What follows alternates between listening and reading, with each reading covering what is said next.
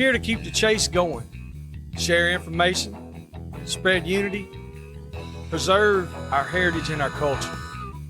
We're trying to achieve something that you just can't catch. We're always trying to find a better way, trying to make better dogs. That's what Dixie Doggers Podcast is. That's who we are.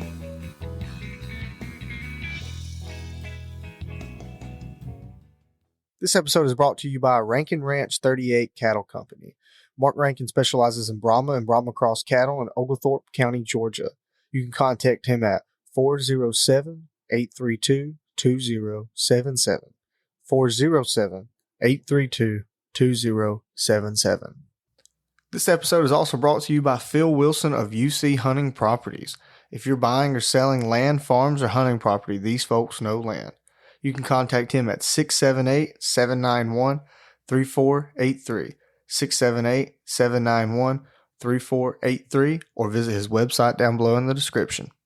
With it. All right, so we back at it. We took a little pause for the calls.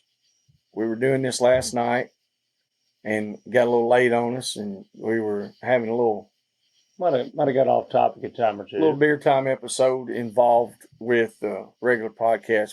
We intermingled those, and then we got up this morning, and a little later than we probably should have, and we went and turned dogs loose again. And I'm telling y'all, I seen some of the best dog work that you could ask for, honestly, today. They kept a hog in one tight block and ran him for, 8 hours? Probably close to that. I couldn't. At least, I at least never. 6 I minutes. can't say I had a bad hunt if I'm not disappointed in the way my dog performed, regardless of the amount of game caught, killed, or whatever. And we had dogs that showed out, done great. And we had some of our dogs that normally show out all the time. They were not doing good at all. Had one come in heat as soon as we got here. Of course, little BB, she decided she'd come in heat. And then Eminem and Louie, being the young males that they are, they were like, no, we don't want to do nothing. We want to hang out with her.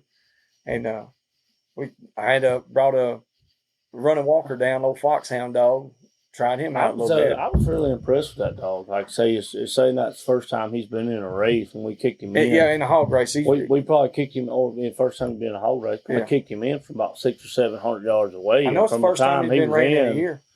Yeah, you said he hadn't run a long time. You kicked him in, he was there. Yeah, he stayed. He got behind a time or two, or so, I know them old curs and all that stuff. They can't outrun them fox dogs, but they was moving. He just a lot of times it was this real thick, real rough country and where they were at, and his whole nose is all skint back, ears are bloody. I was like Uncle Pat like that.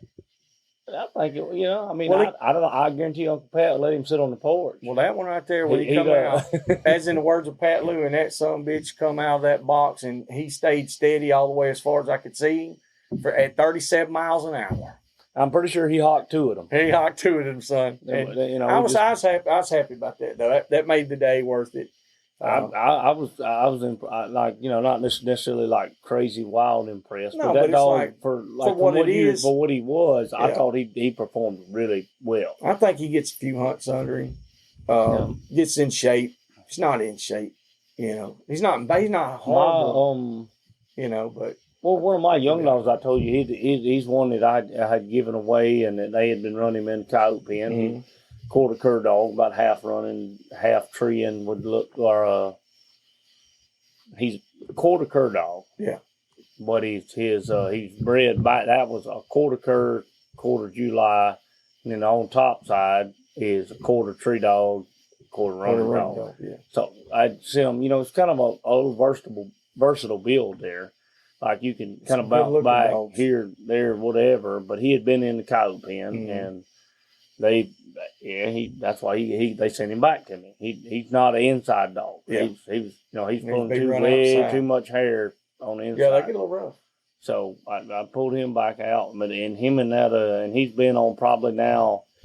That was probably about his 30th or 40th hog race, and then that dog that you had been in a hog race. Yeah. Was when I got his number put in my GPS, they were right there together. Those are the two that fell behind. It was the ones that was supposed to be the fastest ones, and them fox pens, and they fell behind. Things happen. Them old cur dogs of yours was stroking.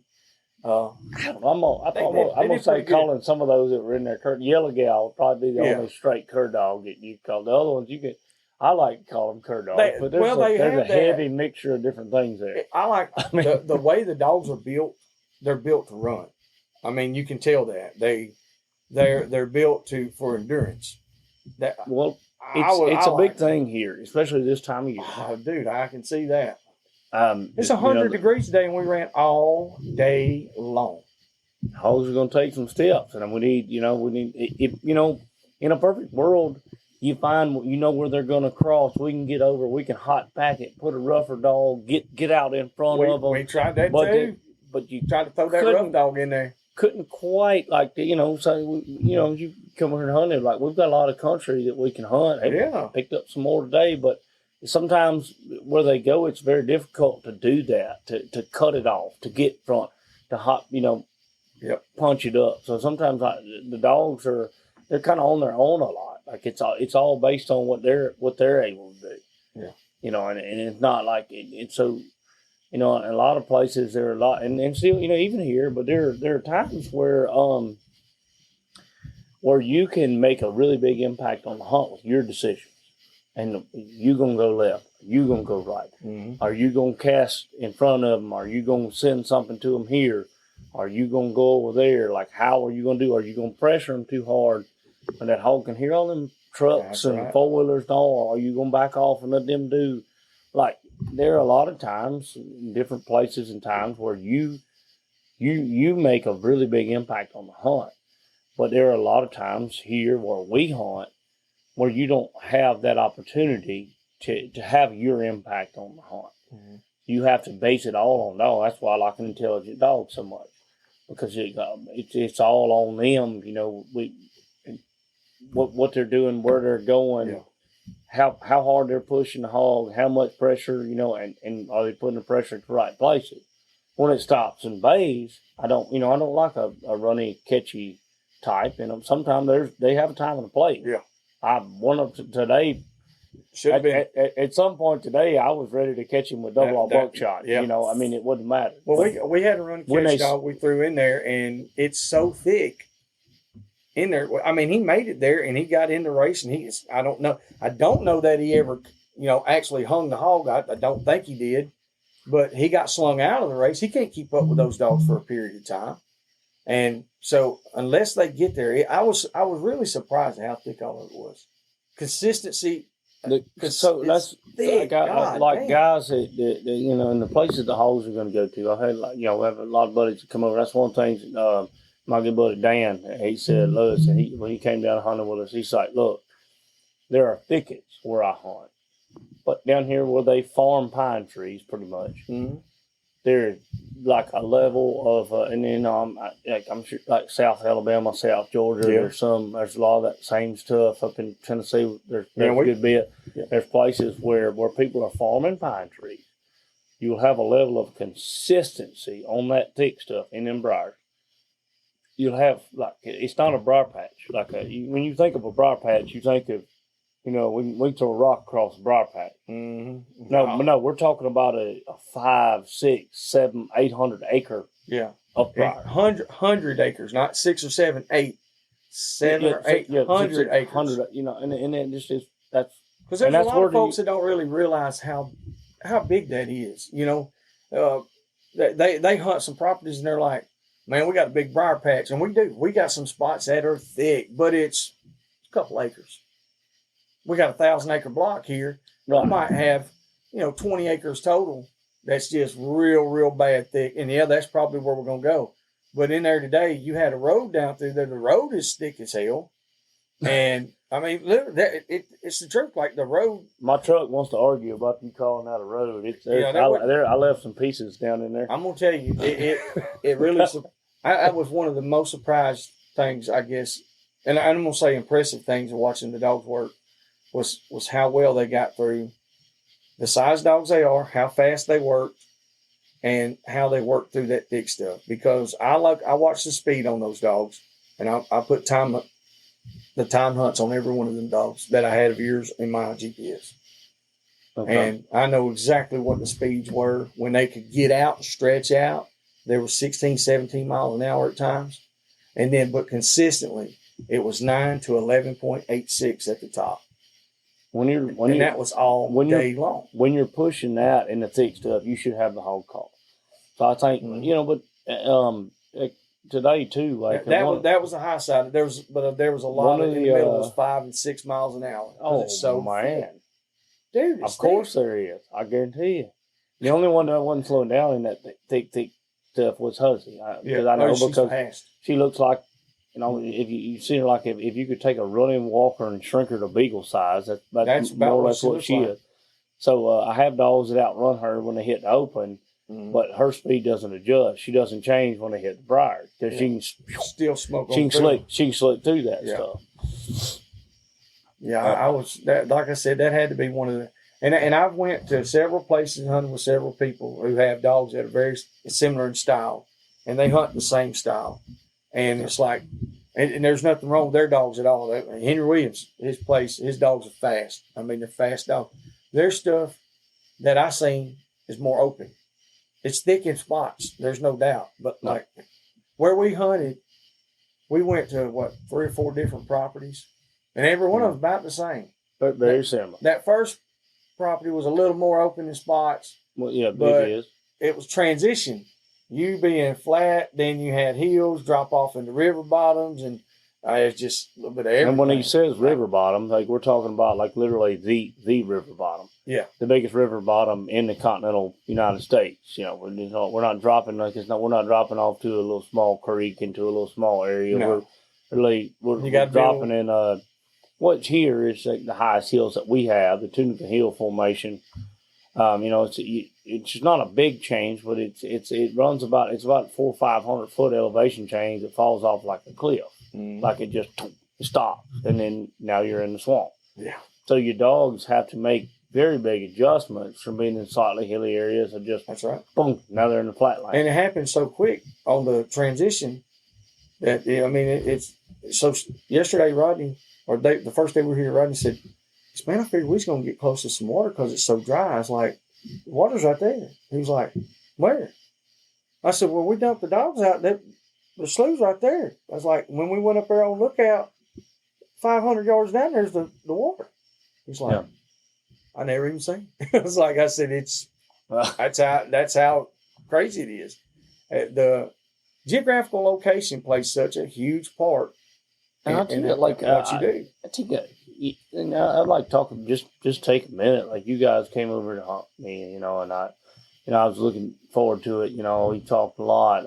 I thank the world of you and Nate, and I was like, okay. That.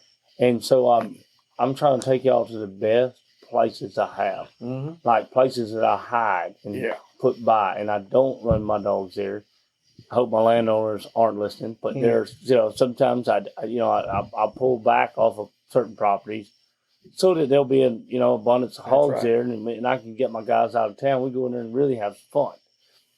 And I've done that 3 days in a row, and we haven't caught a frog. No, like we Delton caught 2 little bitty frogs. Oh well, excuse me, Delton caught frogs. Don't let them man out. Delton caught something. Yeah, Delton. But we got to go. We caught 2 bass down there in that one hole. Sometimes you keep a fishing pole in your toolbox just so you can say you caught something. Yeah, we caught waste that much time, but might have caught one. We had one of the best times I've ever had. We've gone and genuinely, like I've tried, like I know it's not easy to move and transition from different places and bring your dogs and put them on game and get them to succeed. It's difficult. So I try to, like, in my mind, like what I'm doing is, like, I'm planning these places out, and I want to put you guys in the most game-rich, most game-available environment we can. But it wasn't like, you were alone in that. Like, there, I'm not saying like your dogs couldn't produce. Yeah. No, my junk couldn't, like, and they tried. I think they put a decent effort in. Yes, they did, and they just couldn't. Like, we couldn't get anything caught. We couldn't catch a cold. It's so dry. It's popcorn fart dry. It's just powder. I don't know if you know what that means. Might be an Alabama slang term. Drier than a popcorn fart. Yeah, that must be. I'm not pretty dry. You know what I'm saying? So euphemism or whatever. Yeah. So you got it. It's that dry right there. Like I said, then we had a dog, and this is how you contour to that. This is how you make up your excuses. We had a dog come in here. All right. And then we had 2 young dogs that didn't want to hunt. Then we had, I think, the dog that we expected the very least out of. Winky fell out. Did the absolute back. Yeah. I mean, it was just. We have every strange, weird thing. We hunted. I'm telling you, like, we hunted. It's not, and we didn't do any gentleman's hunts where you just go out and you make sure you're out there in the morning and you turn out and cast and you don't do any good and you go home. No, we hunted. I'm talking about all day long. I don't see how the dogs were running. I ain't gonna lie, man. The bushes. I mean, hell yeah. Today, I guarantee you, there can't be many leaves left down them briars or many briars left either. Because them dogs, all of them's faces is just slicked. Ears, front legs, tore ears. off, just they swole up. We're gonna have to do like Pat and Jake and take some pictures and say, "Hey, boys, this is what it's supposed to look like right here." A woods dog, you know. I mean, now we know what it looks like. Funny girls' ears are swole up like double the size they normally are. Just they've been in briars. That dog right there, I like that dog. Me too. Funny girl is awesome. She's awesome. She's a nice dog. Yeah. Now Duck is the intelligence. Doug's not everybody's cup of tea, but he's a hog dog. He's a hog dog. And I was talking to Rodney earlier, and he pulled that GoPro footage, and Sally did get in some little pigs down there. And that's what they were doing when we first. I mean, just but like we didn't catch a piglet or something like that. We got it on a GoPro. So we didn't put our hands on that. Except we seen a nice 140 standpoint. Oh boy, we did. One of the things I like to do, like you're talking about, all right, we have the GoPro footage of this, we know for a fact, the dog popped a few pigs. We saw it on the GoPro footage. That ain't nothing. So one of the things I like to do is I like to keep a tally of the amount of pigs that we catch every year. This has nothing to do with each other. This is me recording it year after year because I'm that guy, that I'm making my dogs. I'm breeding them. I'm producing them. You're performing a study. And not only that, not just a number of pigs, but we know I caught 2 pigs a day, or I ran 8 hours a day, didn't catch anything. It had rained in 7 days ago. That's right. It was so many degrees hot, like humidity levels, the wind direction, everything. That's all relative. I agree. Because what I'm trying to do is, the goal is your next batch of dogs and puppies that you're making need to be better than what you have. Yes. That's if your young dogs if you're not continually improving things. And I'm in a good spot right now. I think, like I said, we touched on some of that right now or last night, and I was a little loopy. Well, you were talking about breeding 1 litter a year at least. You got to finish off a litter That's a year. Me. We've got to get to that ourselves because it's like we get pacified. We're like, man, these dogs are doing good. We'll hunt them 2 or 3 years, and you can't do that. Probably 5 6 years ago. Like I told we talked about this when we weren't on here. I was telling you, I had 7 dogs. And anybody in this part of the country, right around here, they hadn't been everywhere, but anybody could have went and picked out any one of those 7 and taken it and consistently caught hogs with it. It is easy to train young dogs when you got it like that. Yeah. I gave 3 of them away. And then because what I was doing was I liked that was a preferred thing for me at times. I like to hunt a set of 5. I'd bring 4, what you'd call like a complete dog, or some people call it a finished dog or whatever. But I don't know. Like I don't like that term necessarily. Finished dog. Yeah. What I call like a complete dog, a dog that can do anything you ask it to do wherever you take it. I think that's a better term. Personally, that's what I use. Like a complete dog. When you have a complete dog, they can really do everything. It's well rounded. It can perform to whatever center you need to perform it to, and whatever environment it's in. It can go. You can catch game with it wherever you take it. A complete dog, So I was doing that, and it's like when you're training young dogs, when you're putting 5 dogs out. And you have a 7, 8 month old dog with them. 4 of them are complete dogs. Like it's like a video game, dude. It's like a cheat code or whatever you want to call it. Like it's so easy to know when that dog's not doing what he's supposed to be doing. when you might need to tone him, when you might need to say, "Oh, we better go catch him," when he's not doing right, or him or her, or whatever, or if you think they might be trashing, if they've made it out on the track, or whatever could be going on. Mm-hmm. It's so easy to make dogs when you have made a bunch of dogs. So I don't. Right now I'm just kind of getting back into there. Like, I have Frank and Mosley and Funny Girl and Duck. I've got about 4 or 5 again. And then the rest of them but so. And of course, I haul them as much as I can when I got you guys coming out of town. I want to put y'all in the hogs. And I feel like that's my best opportunity to help y'all see that and get into it. But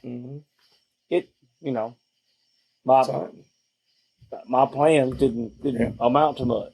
But our young dogs that we had that we put in, and then some years, like I say, that foxhound you had, and I brought Icy in, I Huzzy in, Crawdad.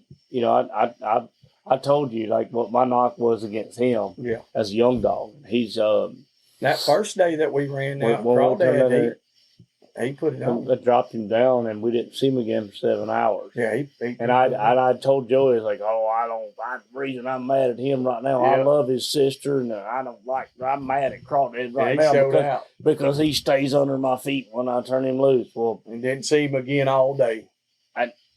Until he come back with his pads blown, like his pads were peeled. That son of a gun had done some running. We go some round. How far we had to drive to get over there to get where he was? 40. It was 42 minutes from the time we left. I looked at the clock. We drove back around. It took us 42 minutes. Now, I don't know how long it took us to get around there the first time, but coming back, it was 42 minutes. Personal opinion, not to knock anything. You guys, I really wanted us to, we can make some cool Facebook posts or Instagrams or whatever, if we've got some hogs caught. But personal opinion, that dog going from where he was in just a couple hunts and then putting in that amount of work, that body work that he did, there's no hog that's worth way more than us catching 25. Exactly. One of the things you will hear Logan Campbell say over and over: easy hogs will not make hard dogs. I agree. I agree with that. It won't. Mm-hmm. If you can go, and there are a lot of places, we do all this stuff like Shankthon and all. I'm looking forward to it. I'm entering again. I missed the last one. We had some stuff going on, but I was in the first one. Yeah, finished in the top 7. Yeah. But we'll be back after a quick break. And now, thanks to the sponsors and friends of Dixie Doggers. Animal Housing Solutions. Boars N Broads. Crockett Taxidermy. Hardcore Hog Dogs. Southern Cross Cut Gear. Ada Y Transport. 4L Kennels. The American Doghorn Museum. Unique Hound and Hunting Supply. Hogbaying.com. Tuskers Magazine. Mud Creek Hog Dog Trials. But we're coming back this year. We're in. I'm not sure what our team name is. We've got quite a few's been inquiring about it. We're coming in. They should be. It's one of the greatest tournament formats that there is, in my personal opinion. Because I don't, it's know easy. me. You ain't got to drive 10 hours to weigh in. You ain't got to haul the hogs. You know around. what Logan's competition is? What Logan and Logan's dogs are competing against? The dogs we were yesterday. I think so, yeah. I was yesterday. That's what you're competing against. We're literally competing. I'm building against what we were. We want to be more than what we were. Mm-hmm. We want to build to where we are and see where we can get in the future, like how much farther. But I really like the format that you guys have on that. Like, we can call in, we can weigh in from here to there. It's a one big hog that wins it. It's not, which helps out a lot of people. Like a lot of people. Because it's a combination of the teeth and the weight. It's not just one big you guys have weighted that hog. score. Yeah, big bore score. You know, and it's not like there are a lot of people that have certain places, you know, around these feedlots, around these grain fields, they around can places where stack them up. but they can go catch 15, 20, pop, pop, pop, pop, pop. So a big stringer is easier for them. But most people But have a spot they I can feel catch like- one good one. I feel like everybody's got a really nice chance. Yeah. When what we're going for is like, like today, Yeah. we went to try to go catch the gray ghost. That's what we went for. And we went to try to by catch God, gray he's ghost. He still whooped there. us. But he'd be like, I know where he's at. I don't know what And the he's shank's doing. on, and I'm like, I'm rubbing them. You know, we're getting these dogs in shape, man. We're tightening them up. Yeah. Gray Ghost is going to be number one target for the Shankathon. That'd be awesome if you get you. I And believe the dog, like, and I'm telling you right now, we were close. I thought we were so close today. Like it was getting so tight. The pressure was on him. I mean, Delton knows. Delton gave Nate a 10-minute speech about the Gray Ghost. Yeah. He had me wanting to go catch him. I was like, I've never even seen this pig, but we gotta try, man. We gotta Yeah, go. it's like we went and give him a run. And And he gave us a run. Anybody tuning in, this is my 5-year-old son, Delton Campbell. He's been around a lot of dogs and a lot of people and a lot of hunting. That boy's slick, son. So, he's a dog. He's a little dog man. He was explaining everything to Nate because he wanted me to take Joe and Nathan. And I wasn't where I was going to go this morning, but Delton wanted us to go over and he said, y'all go try to catch him. Y'all got to get the Gray Ghost. Go get him. You know, so when we tried again to get him, I think I've looked into the sign and the tracks we saw. There's a good chance that we jumped him and ran him over there, and that's where he went over there where all those other hogs were. But the track weighed 4.5 pounds. That's what his track weighed. it wasn't no little baby slipper. That whatever track that was, I seen that some bitch weighed 4.5 pounds. So. And the old ghost is like, and like Delton's explanation to Nate was just absolutely hilarious. Me being a dad, listening to my 5-year-old explain this to Nate. He's like, I'm just telling you, Mr. Nathan, look, whatever we do, we have chased him so many times. We have chased him around. We have watched him cross the roads. But just, Mr. Nathan, that Gray Ghost, he's just always better and smarter than those dogs. He just outruns us. He can outrun them. He can figure out how to get away from them. My daddy was even going to shoot him with a shotgun and couldn't see him. We don't have to talk about everything, Nate. Hey, today I was ready. I was like, look, you got a shotgun. Look, son, let's get a couple of them and everybody stand. I'm gonna get back on the record on this and say that I would prefer to beat him fair and square. If he dies of old age with a bunch of sows around him, And that's I hope what we that's were how doing he goes today. out. We were doing today. He gave us a fair run. We gave him a fair hand at it. I mean, now don't get me wrong. Yeah, it's like to the point where you're frustrated. But me and Logan, we're still here at Logan's. We were supposed to already been home. I don't have that tight a schedule, but we should have already been home. But when we turned them dogs loose, and Nate turned around and smiled, because we're running dogs that open a little bit more than what we're used to, and we got a dog in a race or two, and we could not pull it. We got to let him run. You can't. To me, You owe we it knew to he was the dogs. running. We were running that good hog, and they were running him right. Run him till they just. We should have caught him. He slipped off. He slipped them somewhere. He just slipped them. And I think he went over there he got over close to a highway a couple times, and it was right about that. It was right about that 5 6 o'clock time in the evening. So anytime you're close to a highway, there you got a lot of folks getting off work and stuff. Even though we were on a Sunday, day, whatever. Yeah. There was a lot of traffic, and I think a lot of that traffic and that noise and stuff on that road. I don't know. I think I don't have enough excuses for. No, I just think for what happened, why he got away. Do you think he actually crossed? No. Or I think he stayed in that block. He 100% didn't cross. He doesn't do that. You know. I know him. Yeah. Well, no, that's what I'm he saying. looked back the other way. Because he would get right up there by that road. He'd run right up to it. Run parallel with it, and then he'd circle. Because I kept saying, I was like, he wants to cross the road. And he didn't want to cross the road. He was just trying to get rid of them dogs. Yeah. But what it say okay, y'all had dogs in there, foxhound, and some of the third dogs stayed in there. The Gray Ghost beat some Alabama dogs. Oh yeah. Well, the Gray Ghost on record has beaten the Mississippi dogs, the Logan Campbell dogs. He's beat them around 12 to 15 times. He's beat the Tennessee dogs. He's beat the Texas dogs. He's beat some Wisconsin dogs. He's we've been in there on, like, normally he's over, like I was telling you about the old camp property or whatever. He'll leave that way, but he went south instead of going back north today. Mm-hmm. But he is outworked. I don't know, man, 5 or 6 multiple different packs of dogs, and some of them had some very fine dogs in there. And I mean, I'm not bragging on mine. I've seen him beat some dogs that were other people's dogs. You know, whether they were plot dogs or cur dogs or whatever they were.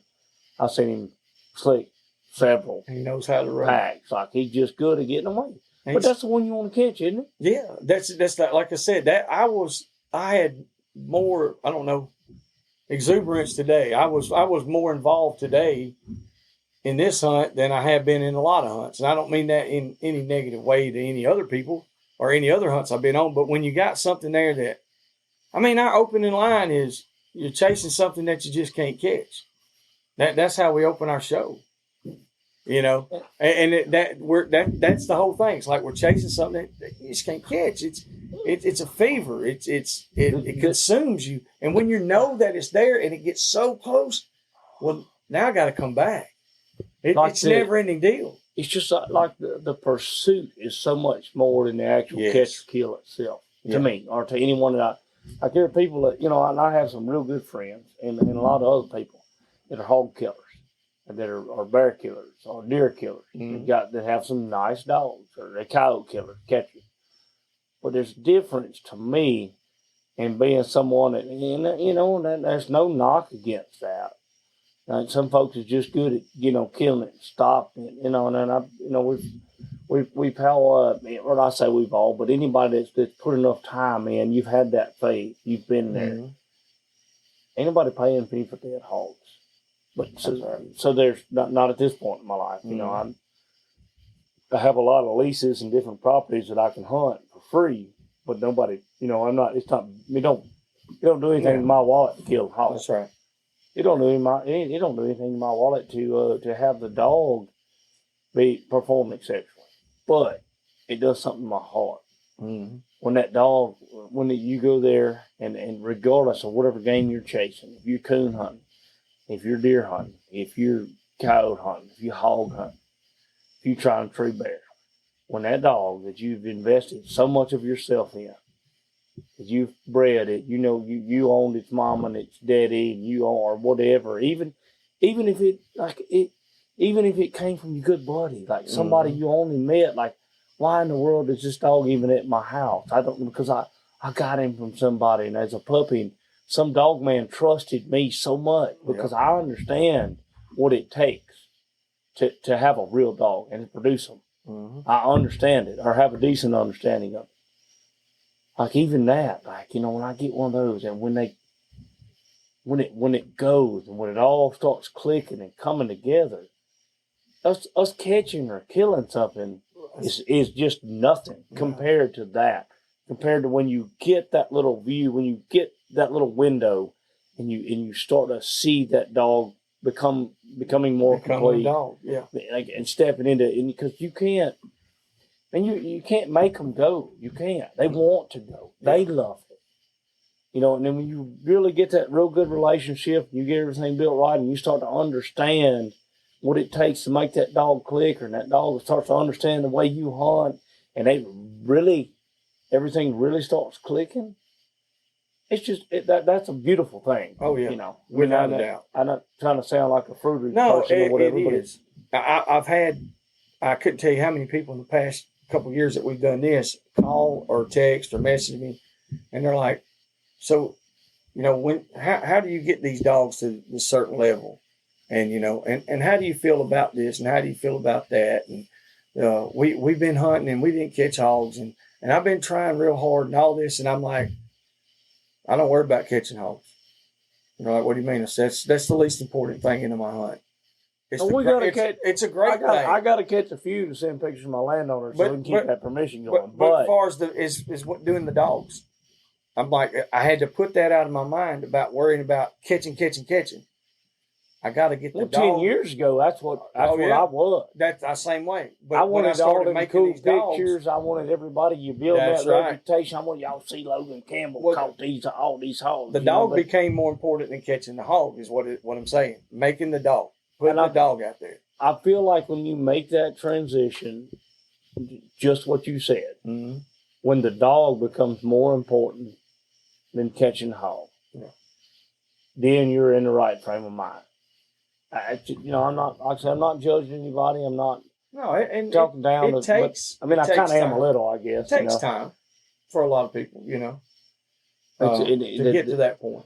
The dog itself and development and the what's going on, that should be more than money. That should be more than ego. That should be more than reputation. Whatever, you developing the dog and building it into a complete animal and something that can really go out there and be consistently doing things that people don't even think dogs are capable of. Your average fur mommy, there's no way. I agree.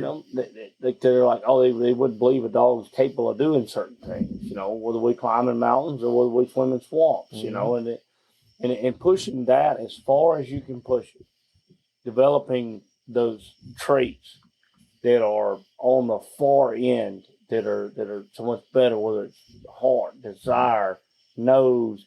They have to have a certain build, to be able to do it.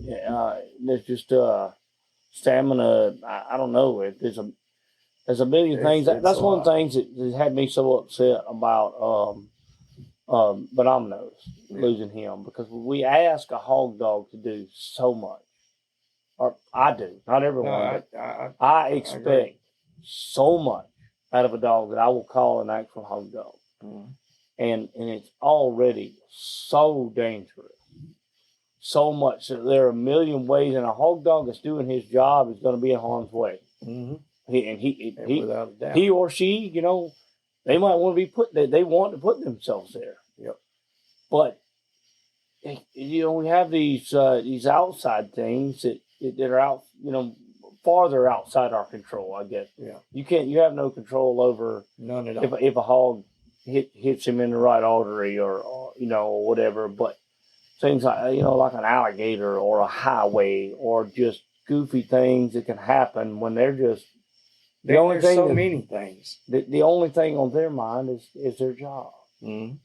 And it just something blindsides them, and you lose one that way. For me, that is so much more difficult to deal with than when you lose it to the game, to what's going on, to what's actually there. None of it's easy to deal with. No, but it's horrible. But if you have one that goes out, I've been crying for 2 days. flying. I just like I'm not that guy that bottles my emotions, and I'm not that guy that doesn't appreciate the dog. Because I could definitely tell that you appreciate dog a lot more than I'm not going to say more than everybody else, because I don't know everybody else. But from the people that I know, I've only seen a few men that can show that kind of emotion and be comfortable with it. Well, and no, I mean, like, not necessarily because it broke your heart because you lost the dog, but because of how proud you are of these dogs that are running, and just like. Well, Joey, I feel like I didn't think you or Nate were going to judge me. No, about that, and I cry with you. I'm not. That was a bad deal. It's your little boy's dog. It's one of the best cur dogs I've hunted with in a long time. It upset me. Oh, that dog was I mean, as soon as it rolled out, that was the first one in line, stepped up, and was rolled out. Go. And that's how it happens. Like you said, we ask them to do a lot. Normally, like one of my favorite things to do, like we can touch on this while we're sitting there talking too.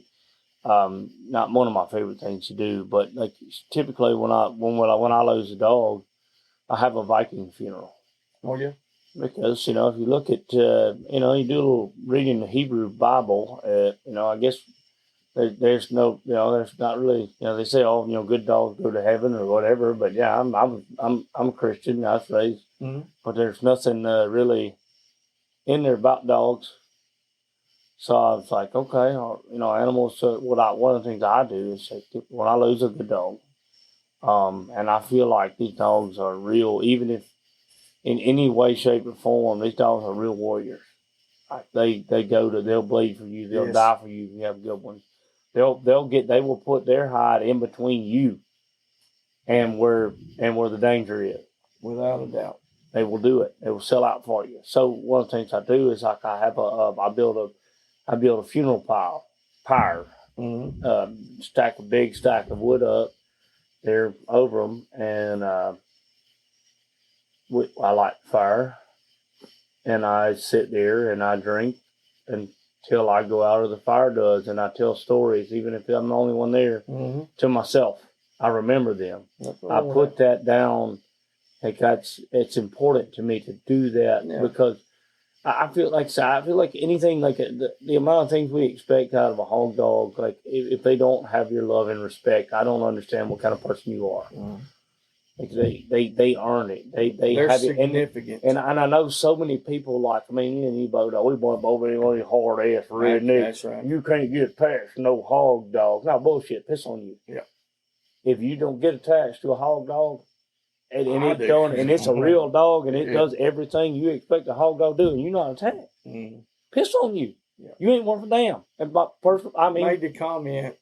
People that don't get emotional if they lost a dog, never had a good dog. They've never I don't think so. They've never had a good dog. When you get them that are just phenomenal, and they're a complete dog. They're a complete dog. When you start to hear dog, it could be any type of dog. When you start to hear things like you say, "Hey," they run into you and they go, "Hey, you own that Josie dog, don't you?" Yep. They don't know your name. Yeah. They know the dog's name. That's right. Somebody from whoever, wherever, whatever. They don't even know my name. Yeah. That's how Eastern basketball. Old Ann was. That old good dog I had years ago, and I'd be like, "Hey, what y'all doing?" We get into a gate's locked. I need to get back here on this property. Landowner comes driving up. What's going on? I was like, "Man, I'm trying to get in and get this hog caught." I said, "What dog's in there?" Well, he don't know me. He don't know my name. Well, old Ann's in there. He said, "You the one who owns that old Ann dog?" Yeah. Yes, sir. I'm trying to get to it. Yeah. And open the gate and let you go, and then you got, but like I said, when the dog is more than you are. Yeah. There's more people that know what a goose is and knows what a Ranger rail is. Despite the fact, there's been so many, like, it's a different arena. It's not the woods, but the same thing. Yeah, it's the same thing. When your dog is more famous than you are, that's when you're starting to get in the right spot. And if you don't love a dog that puts you in that position, I cannot understand what you are. And people get down on it. They talk shit about him. They give him a hard time. And I got to talk about that for a second. Because, me and Randy are friends now. You're friends with Randy? Yeah, I know it's tough. It's a tough thing to be, but I don't see why nobody doesn't like him. And I don't think it's that people don't like him. It's people that don't know him. Oh, he's pretty easy to hate. And he's well, he's an arrogant little shithead. But at the same time, his dog's great. If you had that dog to do what the dog does. And it's not like that's the only dog he's ever had that has done really well. And a lot of people, they draw that. They think that. They're like, well, if it wasn't for him, no. Like, he's got a whole list of them. There's a whole list of dogs that he's had and that he has now. Don't tell Jake Lashana, but the next breeding I make with Randy is going to be off of a Fanboy. When Fanboy come out there at the last one, when he come out there and slid around, me and Pat looked at each other and said, well, I think that's him. That's the winner. It might be, it might not be, but we're going to see. He was first and second. Wasn't it first and second place in the two dogs? Who knows? Yeah, I'm pretty sure.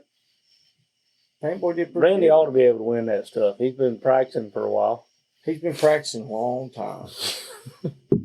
If he get him a game camera, put it out in the woods, get some hogs come in, man, he could probably catch hogs. Especially if somebody else has barred it first. Yeah, if they had couple big old hogs out there, they've been feeding for him, Randy, wear them out, boy. I got faith in him. I told him. I tried to get him to leave Goose Jr. with me. Yeah. I told him, I said, I'll make that a cur dog. I'll make that a real woods dog. And he just, nothing. He's very, very good at the bait pen stuff. And I was there when we started those puppies. Me and Delton were there when they started Goose Jr. and them baiting. And I was just like, Randy, send him to the house.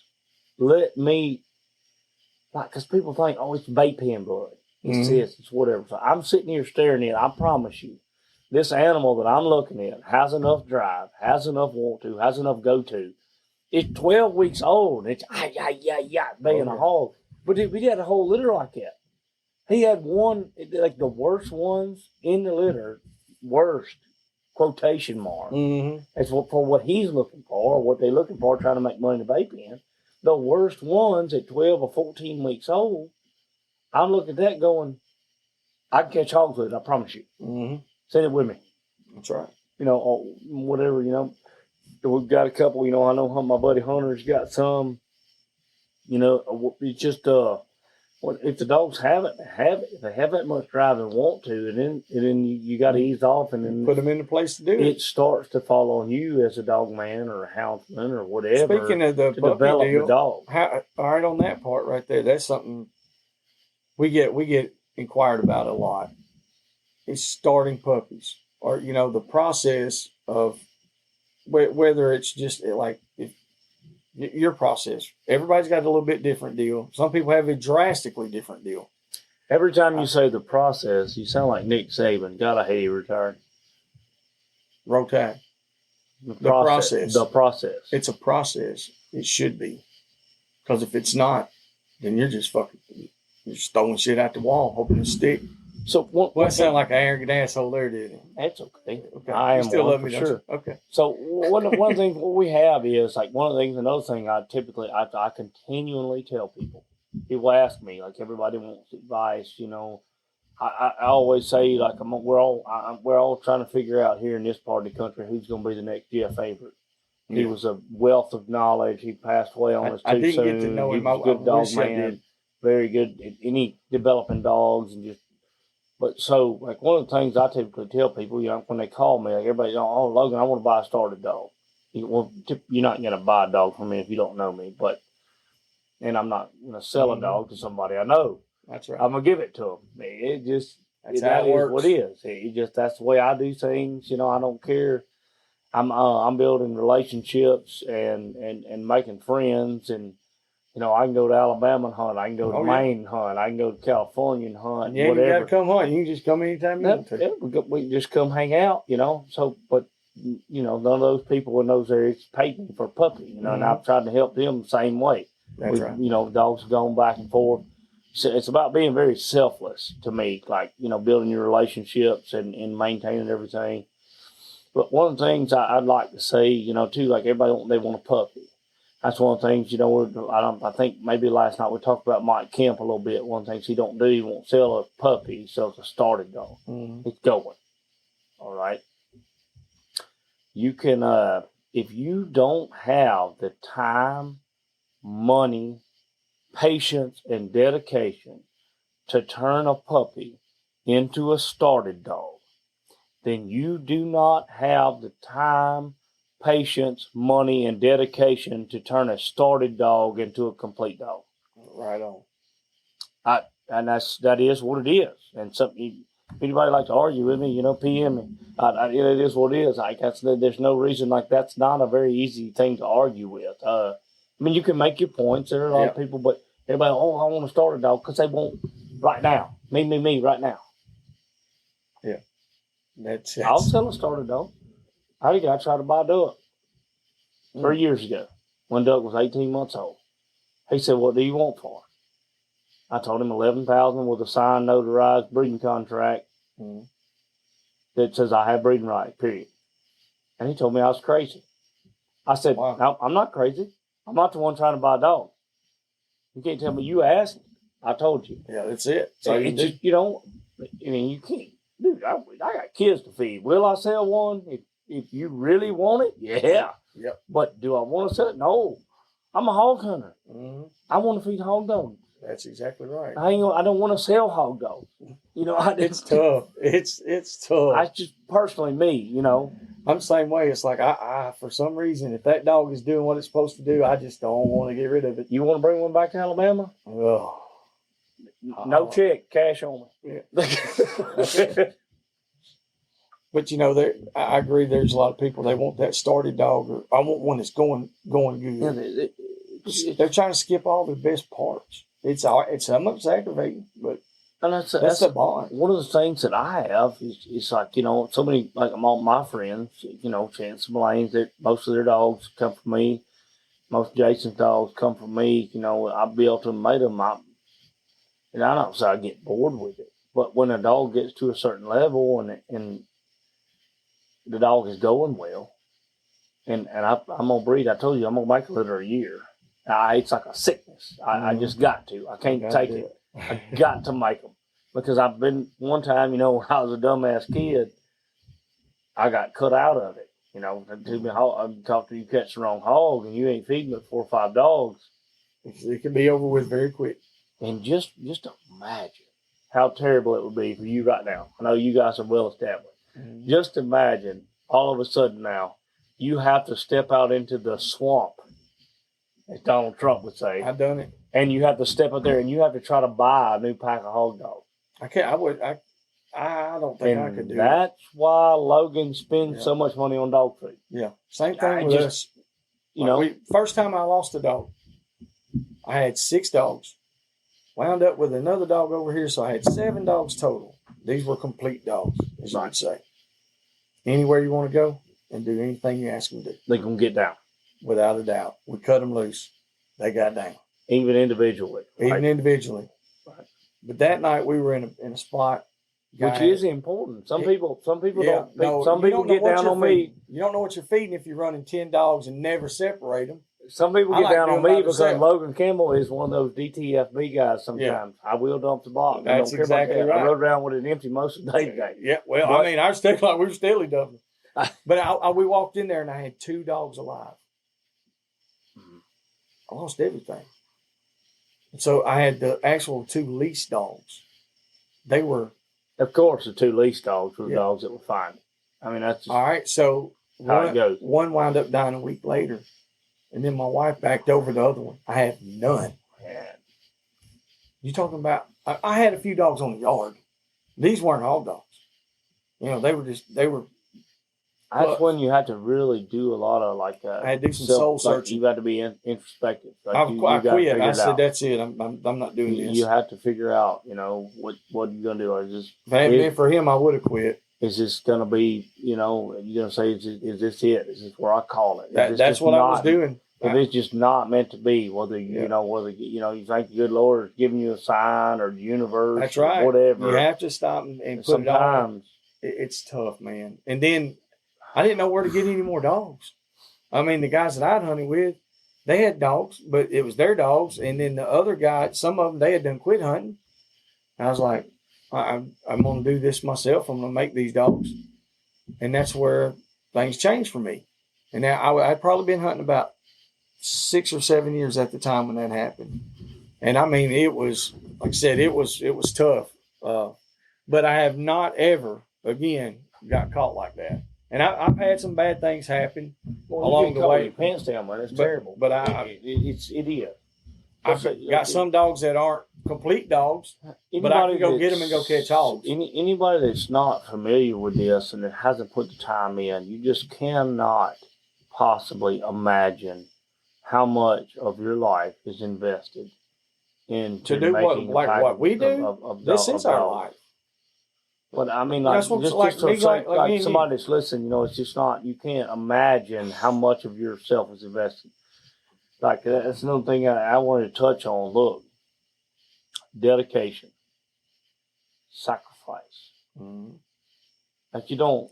I know a lot of guys have lost their women, whatever, because they were just staying in the woods hog hunting or coon hunting or bear hunting or whatever. But it literally, if you want to create top tier caliber dogs, and you have to, that's what I feel like I have to do. You have to sacrifice so much time. You have to put so much in.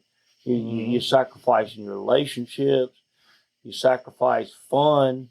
Sometimes your buddies want to go down and drink beer at the lake, and they ride in party bars, and boy, we all enjoyed that. Yeah. But guess what?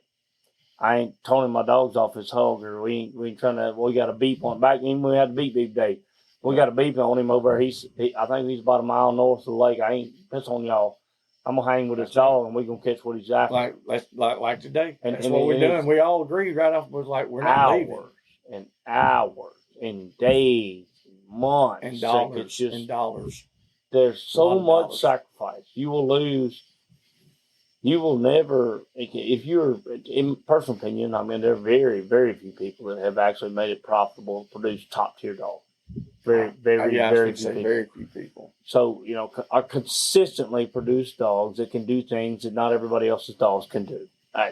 Maybe I want to make sure I word this correctly because I have some good friends that sell a few pups, and I know some people that do move dogs. But if you're going to consistently produce dogs that can do things that other people's dogs can't do, and they can do it wherever you take them, then you are going to have to sacrifice.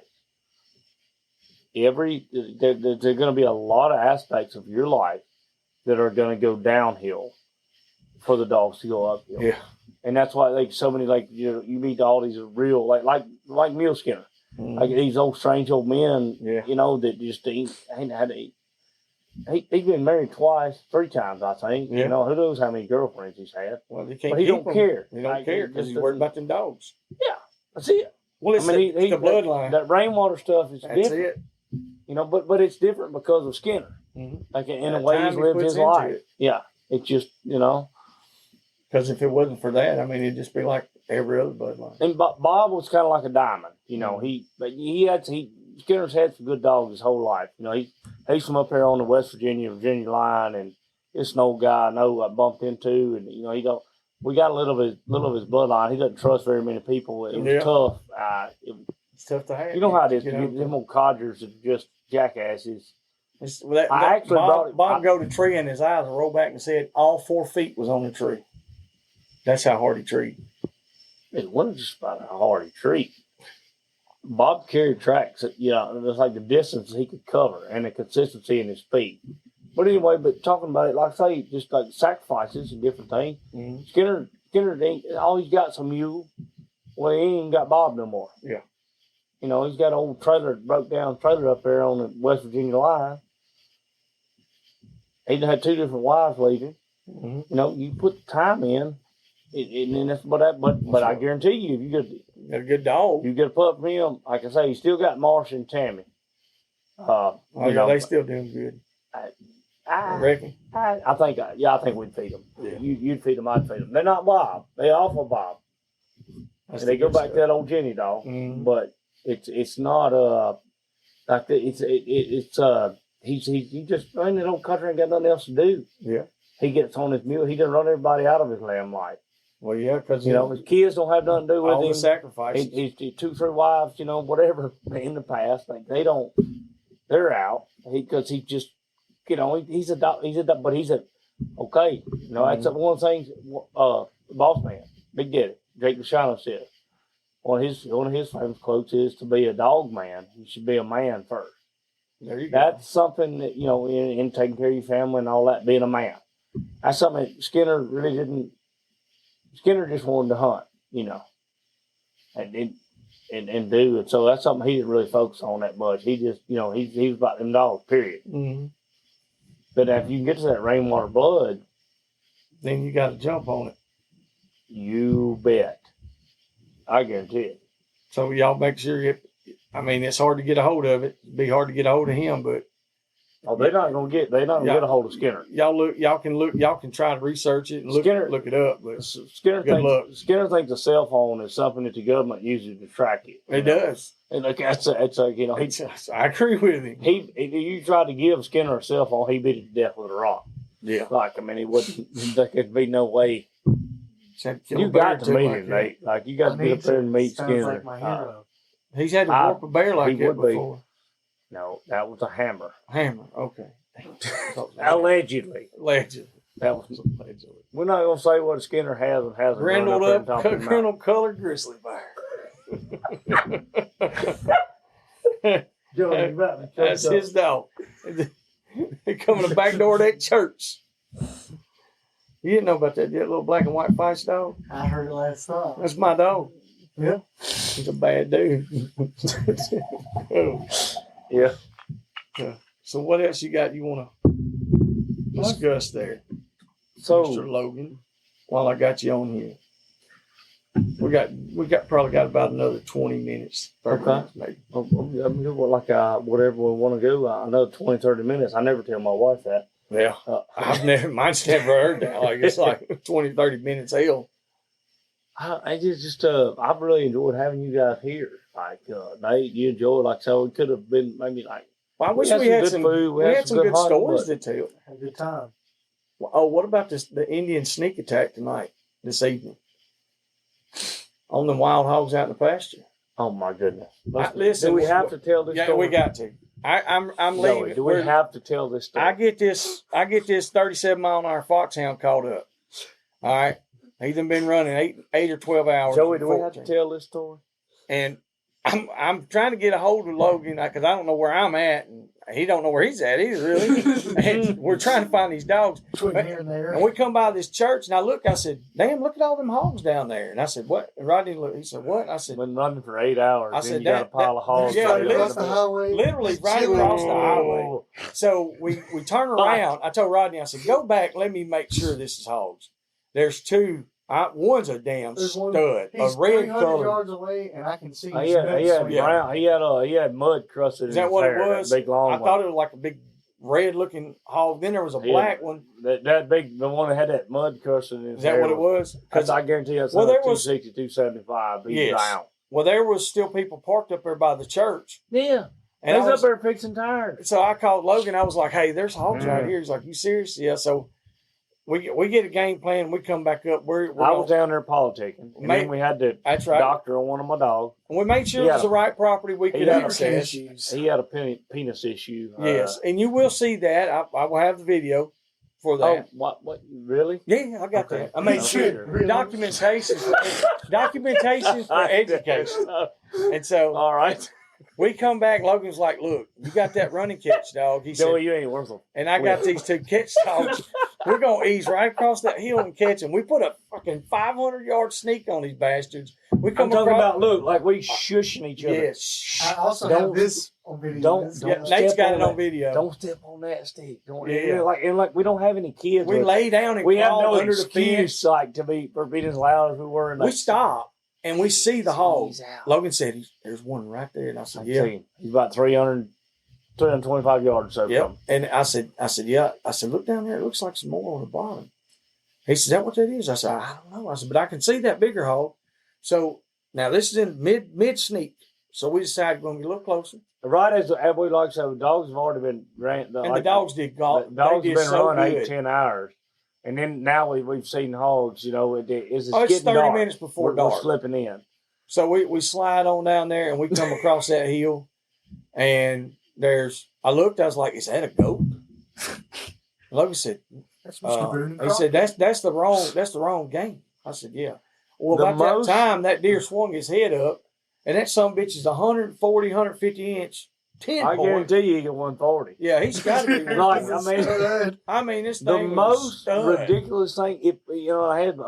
We never seen the hogs. The hogs are gone. The only thing out there was two giant fucking 8-point. Pardon my language. Two giant big 10 8-point. Yeah, some of it's ridiculous. We come over the hill, and my son-in-law was one of the ones. And he ain't my son-in-law yet. He might be.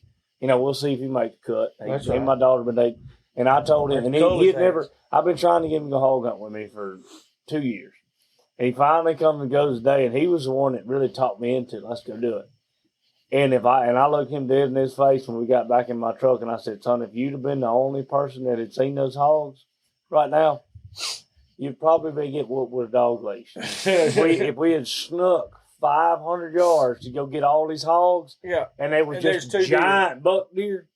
Standing out there looking like, and we didn't even scare the deer. I've never seen the deer. The deer wasn't even scared. Like they just turned and looked at us like we were stupid. They walked off. They're like, "Why are you know here?" What the crazy thing was when we seen the hogs, and I stopped and took pictures and video. I have before. I was like, I want to make sure these deer are not black.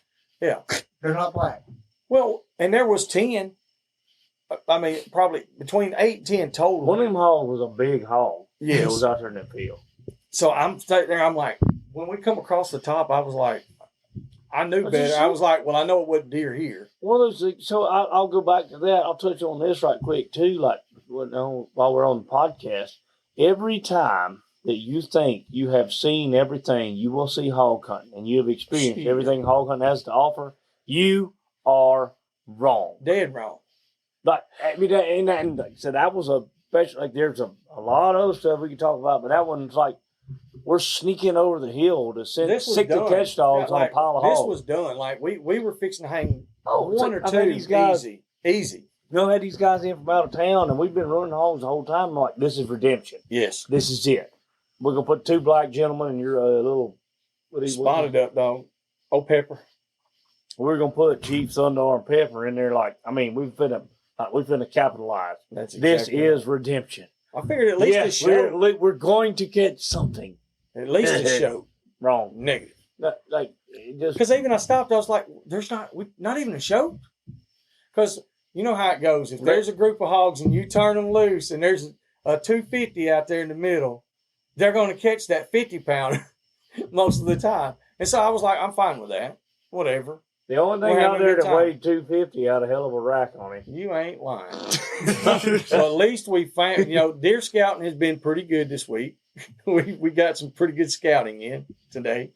Well, so now you know where a good buck is. Nice ones. I mean, I don't think we ran any deer.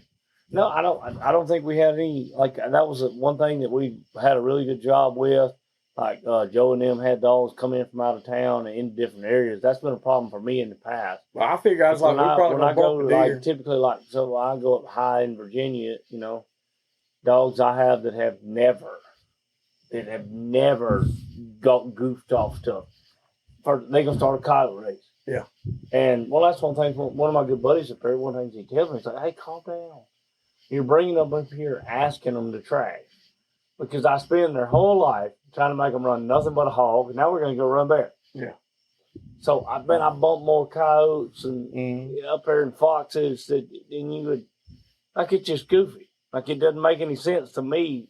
Dogs that have never even considered off game from what they're allowed to now they're loving it. Oh, they all do. They wide love it. Open. Yeah. And it's that's one of them guys come across CB and he's like, Logan, what dog's that? And I was like, Mosley's headed that way. He said, we need to paint some numbers on her and win some money because she's just about to catch him. I'm like, she's pulling the fur. And she never ever done that. Never does that, yeah. But like I say, you bring a dog outside of its element, that's when you start to get a really good idea of what the dog actually is. Like you have to it's very easy to have big fish in small bowls. Or not very easy, but it's doable. It's doable. More so than terrain changes, like from mountains to swamps to put them in truck. Look, I'll tell you something. Even if you don't go 5, 6, 7, 800 miles away, put that dog in your dog box and drive around for 8 hours, and then get it out, and don't let it out. Just put it. You can drive around right where you live with that dog in that dog box for 8 hours. Something that is so totally different. And then get it out and see what it does. I mean, and there are certain dogs that that have enough sense or whatever. Yeah, it doesn't affect them as much. But there are other dogs like, but they've been locked up in a box for 8 hours, or 10, or 12. And if I send somebody a dog, that's the first thing I tell them. Like, they come pick one up, I was like, hey man, give this dog a day or two when you get it home, a few days, kind of acclimate a little bit before you start pushing it hard. Am I allowed to be politically incorrect? You can do whatever you want. So another Logan Campbell quote you guys can all hang on to is there's a reason that I don't sell puppies. I typically don't even give away puppies to someone that I'm not very well familiar with. Like an Oreo dog we talked about last night. If you loan your bicycle to a retard, pardon me, I know that's not politically correct. If you loan your bicycle to a retard, they will bend the training wheels every time. Hell yeah. Every time. Every single time. You're gonna get that bike back spokes. It's gonna be all screwed. Damn training wheels be fucked on one side. Pardon me, I said a bad word, but that's realistic. That's what's going to happen. I don't care. You could have, like, I pick when I breed litter. I mean, I'm breeding for me. I'm going to keep 2 to 3 of them. Typically, my picks are going to be based off of intelligence and the build. I need them built a certain way to be able to go and go and go. As you've seen, we need that here. But I breed a litter. I got them. And we get ready to, like, you know, I'm gonna pass a few off, you know. But that's just to my buddies, and I'm not giving them to anybody, to just anybody. I'm very selective about who can get one, and it doesn't have anything to do with my reputation, my pride personally. What it has to do with is I want that dog to have the best opportunity that it could possibly have in life. I did my job on that end. I bred, right. I put the genetics together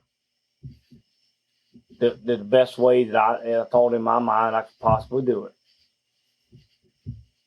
And so now what I need to do is put that joker in somebody's hands that can actually maximize his potential. That's right. If they can't maximize it, at least get close. Like somebody that can do right by the dog. They're smarter than the dog is. That helps. And hunts enough. Yeah, that's hunting enough is a big deal. It really is. Like, people don't understand how much time it takes. Once or twice a month, and I mean, I'm guilty of there's certain times where we don't get to hunt, but you know, one time a week, and it might not be just one hunt a week, but say one time a week. Like this is our one time this week. We've hunted since Thursday. Last week, the week before, we hunted 7 days straight. Was it 6? I think we hunted 6 out of 7 days, and then we. And y'all caught just as many as you did. Exactly. That's what I'm saying. We hunted. I even went coon hunting a couple of times on top of it. I went hunting 9 times in 7 days. It was, and I didn't catch them. I put 22 in the truck to make sure we'd have supper. It's been like that for 2 weeks. It's been like that for 2 solid weeks. But I promise you this: the dogs have got their reps in. Oh yeah. They got their time out, and so when everything comes back around, it's my turn to start catching again. I get back in the right place at the right time.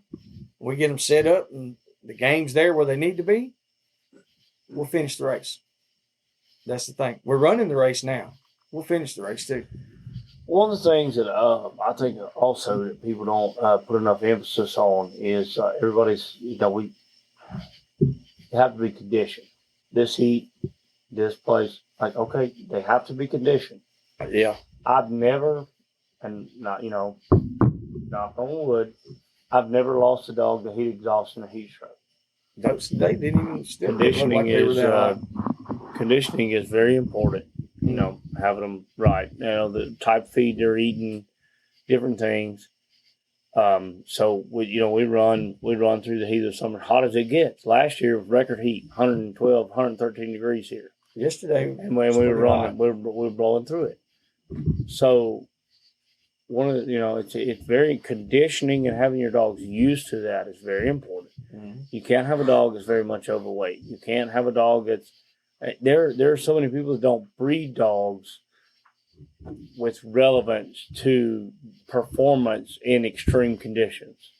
I think we have to be very conscious of that, because, like I said, we love the dog. Logan loves the dog. Mm-hmm.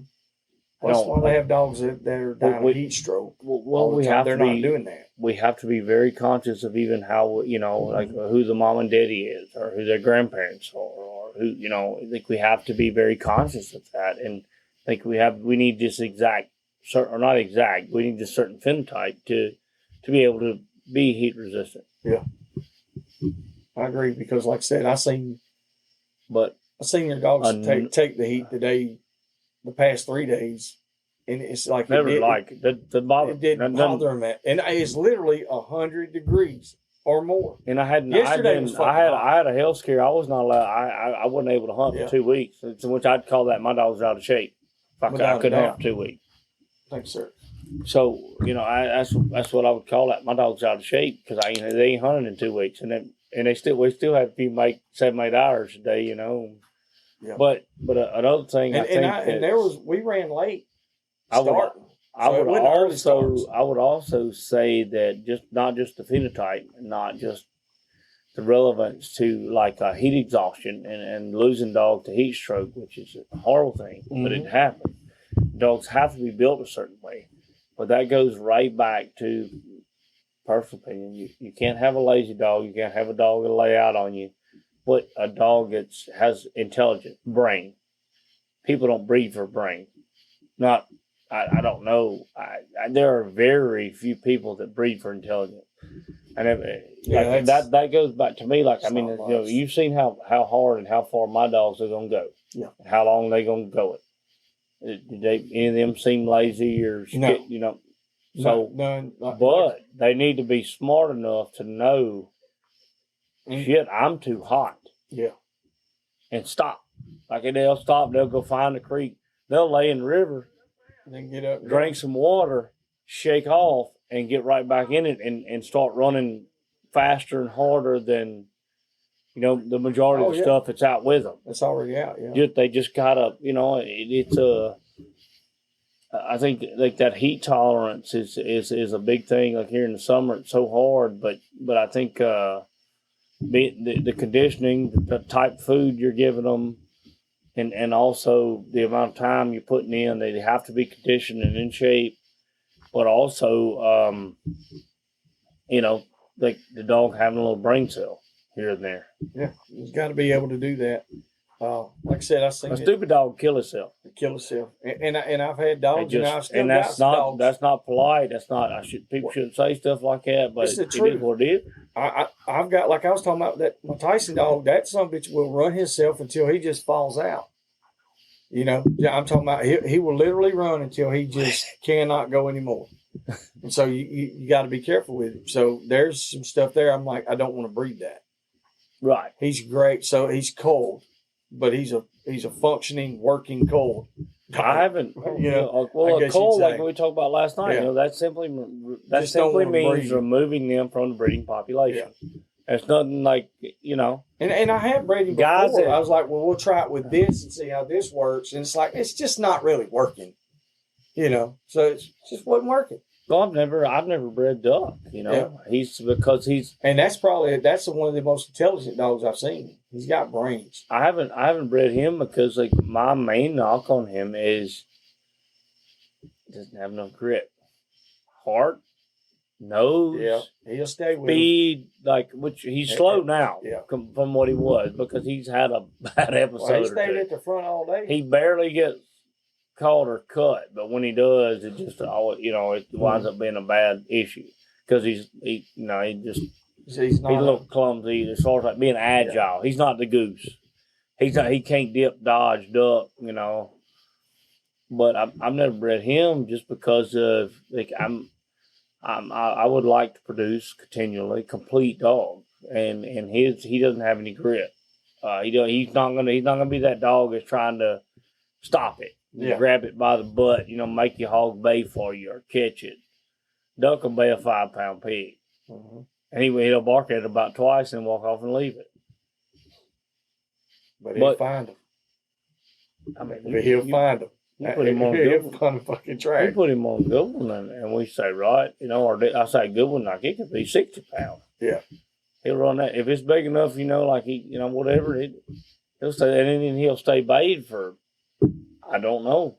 Yeah, as long as it takes. Yeah, typically, yeah. He'll be there. I've left him bayed. It wasn't something I did on purpose, but it took me about 7 hours to get to him one day. Yeah, the same kind of weather we're hunting in right now, and he was still right there bayed the hog. He'd been there baying 7 hours. I mean, I don't know. What the hell's all that about? Rodney's over doing something. Rodney, you living or dying? I don't know. It looks like a little warthog over there farting. That's one of Dylan's big sayings. You living or dying? He got that from me. Oh yeah. It works out real great until he asks his mom that question when she ain't feeling good. Yeah. She's gonna bump him on the nose. So. All right. Well, let's see what we got here. Well, about it. You got some more?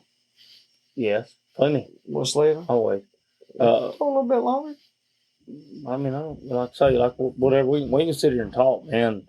Actually, you guys don't get to come over very often. Oh no. So, like, I'd like to ask you just a question or two.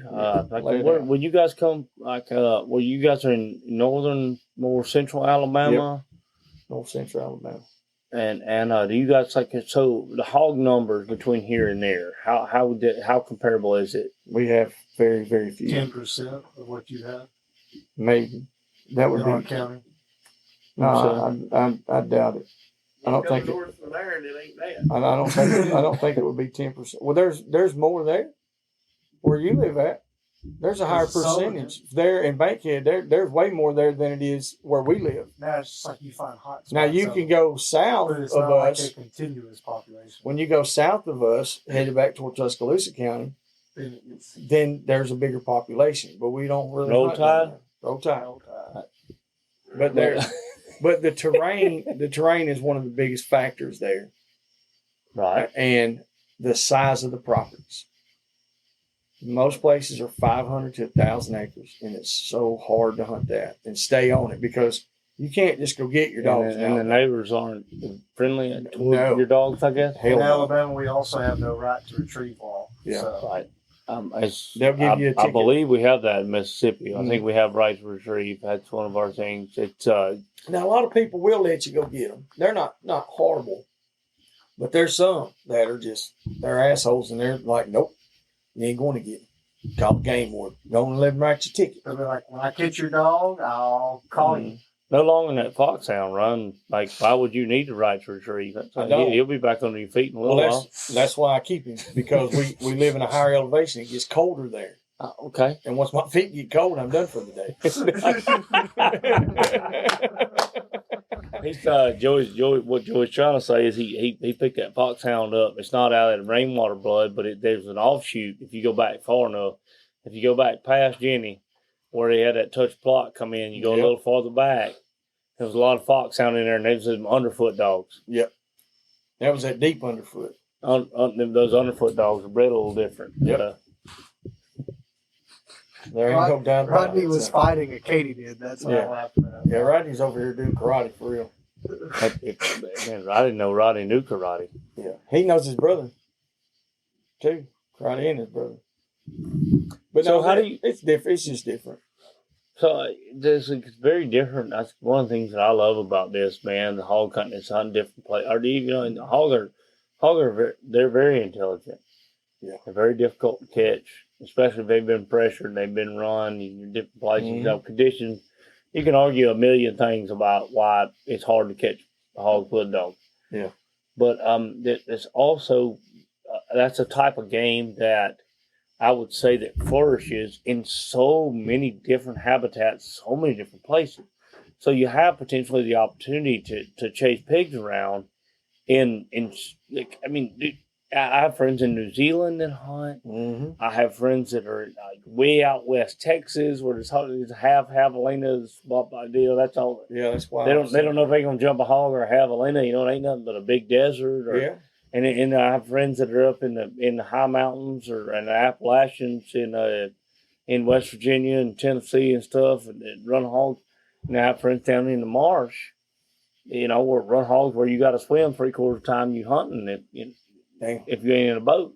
So that I think that's a really unique thing about that particular type of game. Trying to catch it with a dog, yeah, it's you can actually test the dog in so many different arenas, in so many different, just like it was high walls, mountains to marshes, where swimming to, you know, you were talking about Woodlawn about how it was very different, how the hills fall off. Yeah, our dogs do better there. That's where our dogs would have, you know, but we didn't even hunt ours there. And that's where we really should have done that because that's more of the terrain that we hunt. Ours is, of course, a bit bigger scale, but same deal. I mean, Right. Same thing. You got hardwoods, you got some fields here, you go down river bottoms, you up and down hills, same kind of roads, same deal. So it might would have worked out better for on our dogs. But at the same time, the property size, most of our properties, like I said, we would have been off of them just like that. You know, one of the main properties we hunt is just a couple thousand acres. We got a lease that's about 1,000 acres. Luckily, we got a farm there that's beside it. We can hunt it too. Yes, it sir. all runs together. People in that area that run hog dogs, they don't get to go venture like this. And I know some of them's gonna think I'm being a smart ass or I'm an asshole, but they're spoiled. The hogs don't have pressure on them. They think they do. But when you run a hog for 8 to 10 hours and in one spot and you still don't catch it, I mean, and you can see the hog. You watch him cross. You watch him burn your dog's ass up over and over and over and over again. That's because that hog is ran all the time and they get their pressure. All right, like where we're at, they running for an hour and a half, 2 hours. Like, man, that son of a bitch just ran and ran and ran. Like I told you today, an hour is a long ass race for us. Most of the time, by that time, we done caught a couple hogs and we're done. We're moving on. But everybody thinks that they're style dog type of property. Where you at? There's a lot that goes into that, Yep. man. And that's why we're working with a few different type of dogs now and breeds to have it where they're more versatile, to where they go to where we go hunt all these places. I don't mean to sound, which I am arrogant, whatever, but I don't mean to sound. I think you can take the style of dog that has to be able to make it move for 8 to 10 hours. Mm-hmm. I think you can take that same style of dog and you can pretty easily catch one in the places where you only have to do 1 to 2 to 3 hours. That's what I said. I think you can take one dog and go up there and catch any hog. 5 dogs, I don't know if you could do it. And here's why. Just put 10 out like we did today. Or 10. The terrain comes into such a huge factor. Right. And then there's the hogs, like I said, they're in pockets. So it's almost like they're in a training pen. And you're limited to this land. Those dogs like you've got, by the time they get hot, we're going to make a lot of people mad. Yeah. What you're saying. We're going to be in a shootout. We're going to be in a shootout. Without a doubt. We're going to be having a shootout with somebody. Because that's how it is. That's why I said I had to change everything I done. You had to adjust the style. I had to adjust because before I was running these big plantations and all these big leases of 20,000, 50,000 acre blocks. I had dogs like that. Like had a dog named Houdini. I hated that dog. It was a 25-mile drive every time. But you would have loved that bastard. Like, oh yeah, I promise you, he was going to find a hog, no matter where it was at, how it was at, and he was going to go. I had one I had an old tree and walker dog. One of the only dogs I ever actually bought. He was Walker and Beagle cross. No, this one I'm talking about is retarded. He was full-blood stylish bred walker dog. Oh, Glennis was his name. I had an old Glennis. I bought him for like $350 or something. That's one of the only dogs I've ever paid money for in my life. But I looked at the guy that was hunting. He wasn't hunting much, and I felt like that I could make a $2,000 dog out of him very quick in about 4 or 5 hunts, Mm-hmm. And I did. I never would have considered selling him after I bought him. As a hog dog. He old Glennis, but he was one of those that would my buddy Rosie. He'd say, "Is Walker lost yet?"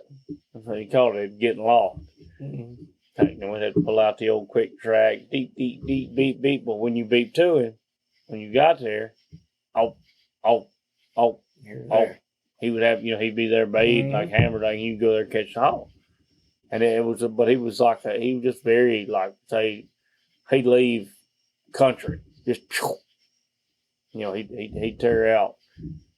Kind of like I was telling you, I was a little word. I've been trying to rein Yellow Gale back in a little bit. Mm-hmm. Them cur dogs, they don't hunt. Them cur dogs, they don't get out on your feet. We'd be in the shootout now. I'm just telling you, she's one that I love that little dog. Her sister's way better than her. Mm-hmm. But I'm trying to rein Yellow Gale back in a little bit, just because I like a good, nice, long cast dog. You can see him 1 7 8 tenths a mile, whatever.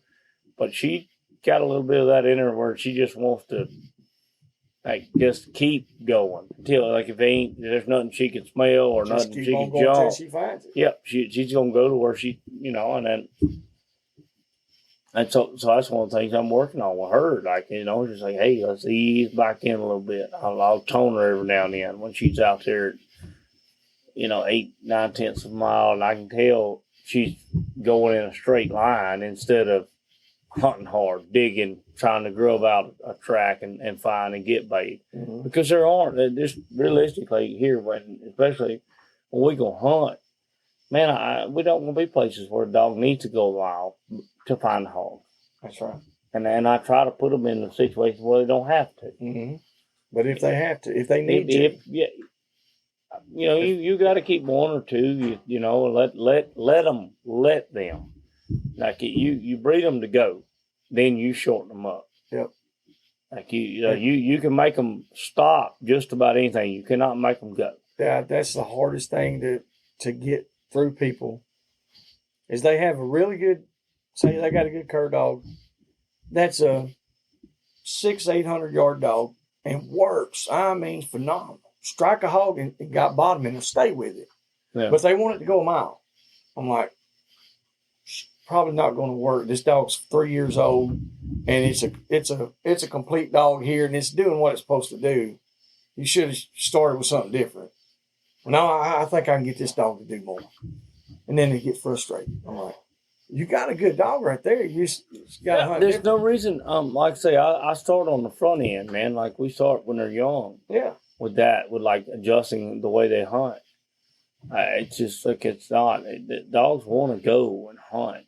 If you don't believe it, get you a couple neighbors got some deer cameras. Have a few yard dogs. I know. You literally find some old random poodle doo, whatever, 3 miles from your house. They got I ain't neighbor, but whatever, 3 miles down through the woods. Yeah. They got a picture of that dog on camera. That's right. And it's a American Bulldog Poodle cross, something that has no hunting dogs in its ancestry. Now imagine if you got a good hunting dog. Right? That dog just being a dog. Yep. Let them be a dog, and then adjust it to your style of hunting. Like it's very difficult for certain people to get through to them on all that. I think letting them run loose when they're puppies helps a lot. Oh man, does it? Just letting them do whatever until they get to the point where like, okay, where they're getting out of pocket. Yeah, like I said, we got a couple young ones now, and it's like, dude, I'm ready to take them to the woods. They're still too young for the woods, but are they? I mean, they want to go. They want to go. I think too something. Yeah, they want to go. And there's a difference in letting the dogs start themselves on a little deer race or them go and jumping a rabbit. Your puppy jumping a rabbit. I don't know. My experience has been that like sometimes the puppies drive want too hard. They'll go find a hog sometimes, and you take a 4-month-old puppy, and a hog beats the heck out of it out there, and it'll never run another one. That's it. That's why I said I want to take an imprint. That imprint is very important to me personally. We don't like. I think it should be important to everybody. Well, but it's not. A lot of people don't. They take them 4 and 5-month-old puppies to the woods and get them wrecked and get them hurt. And they're done. They're stupid. They need you. And that's a cull. Yeah. Yeah. They cull them at 5 months old. There's something that's a cull there, but it ain't the dog. I've done some dumb shit. I have too. But that's how you learn. That's how you don't, you progress. But when we got people like this, whatever, we got a format that can sit there and tell you don't do it, then don't do it, damn it. I've talked to a couple of those guys, on Facebook and different things, and I'm like, but they know a lot. Like people that argue with me, and I'm like, hey, buddy, wait 5 years and go back and read your memories and you post. Yeah. And if it don't make you feel dumb, you're not learning enough. Mm-hmm. You're not progressing enough. Oh my goodness, I can look at some of the shit I typed 10, 11 years ago, and it's just like who was that moron that thought he knew about hunting, or dog, running dogs and stuff. And I won't delete it. I won't edit it. Because I want those memories to come up on my Facebook page. I want. Oh yeah. I want that reminder. You bet it keeps you in check. Okay. That way you can be like, damn. Yeah. boy, that dumb kid. Shit. Yep. And I think like every 5 to 10 years you should be able to progress that much. Like I don't know. Like you hunt with Doc. Doc's been hunting 50 years. Mm-hmm. He's never stopped learning. He's never stopped, being able to progress and understand the game and different parts of hunting. Like he's continually building. That's right. So he can do that. I got 20 years in. Logan can do that. Yep. I can keep learning. I can surround myself with the right people. I can listen to the right things that people say. I can put the time in. I can build the experience. I can do it. I can learn, and Logan can get to that. Eventually, one day, maybe I can get to that point, where I'm at that level of some of the people that you look up to, your mentors or whatever. I don't think a lot of people have that outlook on where they're going. They look at where they're at. Some look at where they've been, but they don't look at where they're going. You know what I mean? Like we do. We're like, okay, I got a plan. Like I've got to build this. Well, so like and to get to this point here. You like baseball? Yeah. Look, I'm not trying to win this thing in the first inning. That's right. 8th of the 9th. Mm-hmm. Where we at? Extra inning. That's what I'm playing for. Yep. That's my style. That's my attitude toward the hog dog. I'm opening the L. They're gonna sing the Star Spangled Banner and they're gonna pop some fireworks. So that's when the MLB starts. Mm-hmm. That ain't where you get your hog at. Not where I'm from. We gonna get him like boom. All right, we got the game going on. It's not just catching the hog. It's like when you're creating the dog, mm-hmm. and when you're learning, when you're going into all this, it's like I'm playing long ball. I don't play short ball. And I've always kind of, I didn't always, but I probably about 10, 15 years ago, I started thinking that way. I'm playing long ball. I'm not playing short game. But when I told you, when Ann got killed, the Saints won the Super Bowl, February 2009.